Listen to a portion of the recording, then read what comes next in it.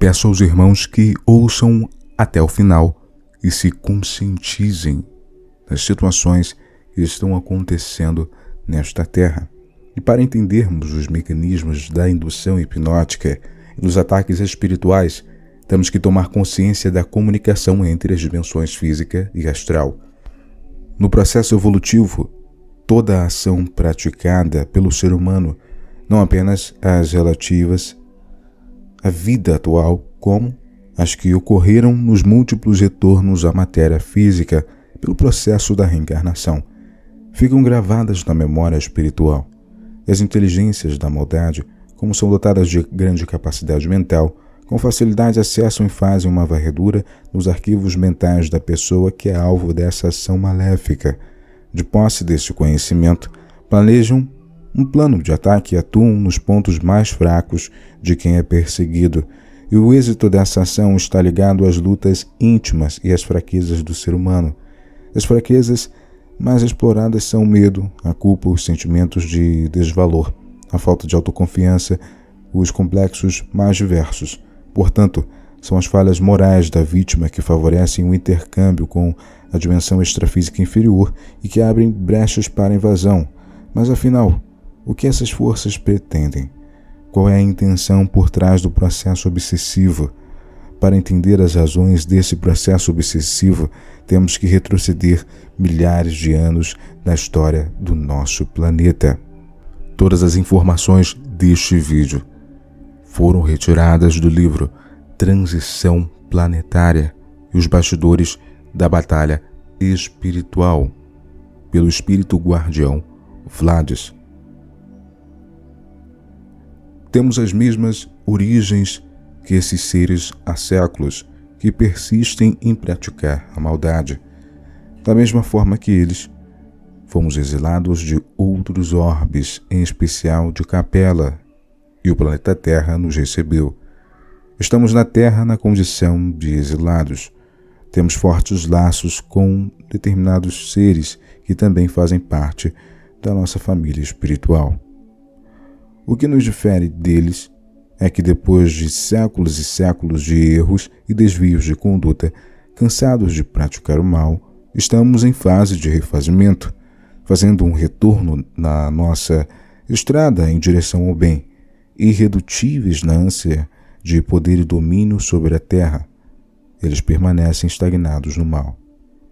Lutam contra a chamada política do reino, ou seja, a cristianização da humanidade, e afirmam categórico que preferem reinar nas sombras do que servir na luz.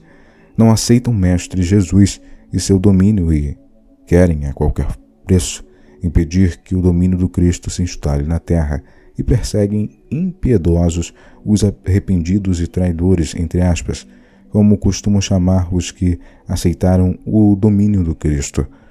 Com fúria insana investem contra todos os que buscam uma nova oportunidade de renovação interior, como se o ser humano estivesse condenado de forma irremediável a ser uma pessoa má, inferior e por toda a eternidade incapaz de se autotransformar.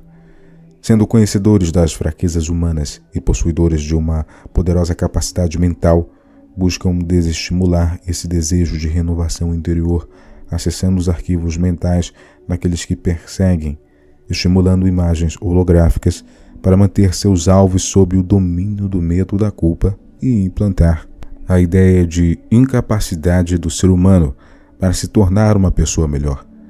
Como parte do plano, os representantes da maldade, por meio de sugestões e projeções de imagens holográficas de cenas, pessoas e acontecimentos traumáticos que marcaram a vida do indivíduo de forma negativa e que ficaram registrados no subconsciente, tentam, e em muitas situações conseguem implantar na vítima uma falsa e negativa imagem de si mesma, mantendo-a presa em acontecimentos deprimentes do passado.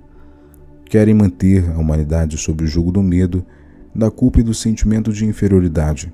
Infelizmente, larga parte dos seres humanos tem uma imagem distorcida de si mesmos, uma autoimagem que não reflete a realidade interior, porque se analisam pelo viés dos erros e fracassos, sem avaliar valores acumulados nas muitas experiências já vividas, nas múltiplas existências na matéria, desconhecendo o processo da reencarnação e os princípios da lei de causa e efeito ou lei do retorno, fica difícil entender que nada acontece por acaso, que tudo tem uma razão de ser e que os acontecimentos e as pessoas que cruzam o caminho de cada um fazem parte de uma programação, uma oportunidade de refazer erros do passado, vivendo muitas vezes experiências traumáticas e dolorosas, porém justas e proporcionais, considerando os erros cometidos. São remédios, sem dúvida, amargos, porém são remédios que curam e tudo contribui para o bem da criatura, apesar das aparências em contrário. É evidente que tudo parece injusto e sem sentido. Se analisarmos os fatos e incidentes ocorridos que causaram dor, decepção e revolta, sem levarmos em consideração que se trata apenas de um momento na vida atual do indivíduo e tudo o que aconteceu obedeceu a uma programação espiritual, tendo como base as ações cometidas nesta ou em outras existências, estamos nos referindo à lei de causa e efeito, segundo a qual sofremos os efeitos de tudo aquilo que praticamos na esteira do tempo, através de muitos retornos à matéria, nas diferentes etapas do processo evolutivo. Como não há um tempo determinado para o cumprimento dessa lei, muitas das experiências que acontecem na atual existência tiveram suas causas em outras existências, ainda que tenham ocorrido em um passado remoto, pois não importando quanto tempo tenha se passado, é de lei que, onde estiver o devedor, surgirá o credor, na figura de uma pessoa ou pessoas e experiências que precisam ser vividas. Sendo sábias as leis divinas, se o indivíduo passa por determinados desafios, é porque já amadureceu o suficiente e apresenta condições de superá-los. Essa é a razão porque não existe um tempo para que a lei se cumpra. Ela aguarda pacientemente o amadurecimento e a capacidade do indivíduo para solucionar os desafios quando eles surgem. E se não fosse dessa forma, os desafios não contribuiriam em nada para a sua evolução. Como tudo o que acontece na vida do indivíduo tem sempre uma função educativa e não punitiva, é preciso enxergar o passado como experiências vividas, não como correntes para manter o ser humano retido em seus erros e quedas.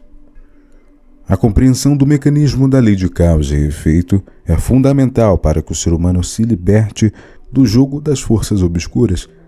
Sem esse entendimento de que o ser humano, em seu aprendizado, comete falhas e sofre os efeitos de suas ações por meio dos fatos, incidentes e pessoas que surgem em sua atual existência, fica difícil a construção de uma boa autoimagem. Sem a compreensão de tais mecanismos, tudo parece injusto, e a tendência do ser humano é sentir-se vítima de um mundo cruel e injusto, mergulhando na autopiedade e baixa autoestima. Como tudo contribui para o bem, é preciso enfrentar os desafios sem autocondenações ou autopunições.